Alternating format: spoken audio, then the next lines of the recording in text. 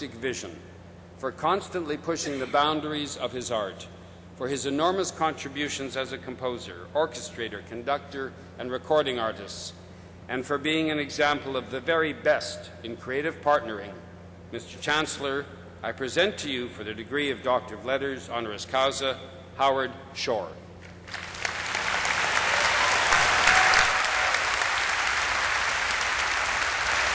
Congratulations, well deserved. By virtue of the authority vested in me by the Senate of York, I hereby confer upon you the degree of Doctor of Letters, Honoris Causa. And congratulations, it's wonderful. This is actually the degree.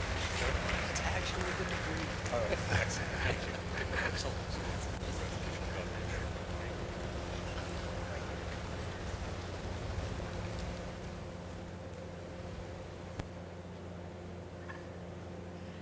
It's a very great pleasure to invite York's most recent graduate to address convocation, Dr. Shore.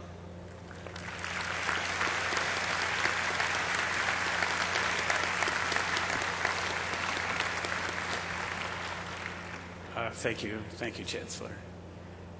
This day is a great day, and it's special in so many ways, but it's especially important to note in the way that ideas are transferred from one experience to another.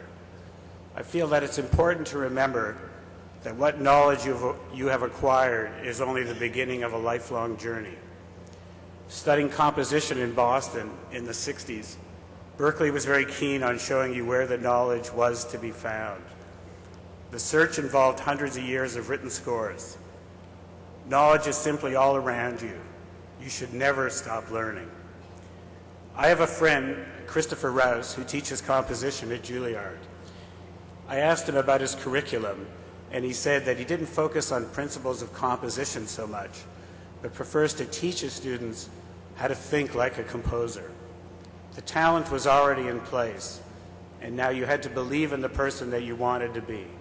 Don't be afraid to display your talents. In the 60s, displaying your talents for me meant performing with the group, Lighthouse.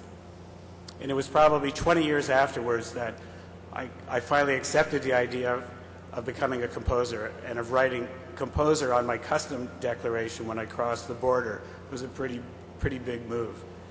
Musician slowly became writer, more general. You could have been a travel guide writer, and then finally composer. Okay, I finally accepted it. What is talent, and how do you need it to succeed? How does one know that he or she has talent? If you did not feel that you had talent, you probably would not be sitting here today. Graham Greene insisted, "I have no talent. It's just a question of working, of being willing to put in the time." I think the key word here is willing, although will and intellect should sometimes be put aside. Thoughts can become reality, and dreams and illusion are important. Ingmar Bergman said this about illusion: when we experience a film, we consciously prime ourselves for illusion. Putting aside will and intellect, we make way for it in our imagination. The sequence of pictures plays directly on our feelings. Music works in the same fashion. I would say that there is no art form that has so much in common with film as music.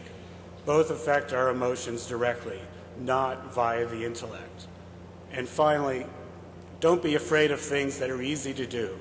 Trust your instinct, accept advice, emphasize differences, and above all, courage. Thank you.